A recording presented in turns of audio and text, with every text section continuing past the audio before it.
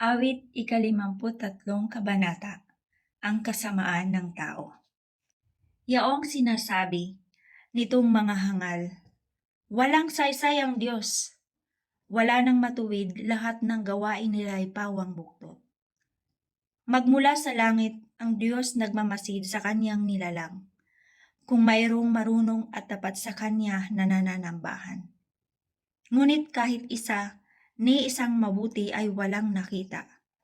Lahat ay lumayo at naging masama lahat sa kanila. Ang tanong ng Diyos, di ba nila alam sila ba ay mangmang? Ayaw manalangin at ang bayan ko'y pinagnanakawan. Subalit darating ang di pa nadaranas nilang pagkatakot, pagkat ang kalansay ng mga kaaway ikakalat ng Diyos. Sila'y itatakwil, lulupigin niya ng lubos na lubos. Ang aking dalangi dumating sa Israel yaong pagliligtas. Sa tulong ng Diyos kung ang bayan niya ay muling umunlad. Ang angkan ni Jacob, bayan ng Israel, lubos na magagalak.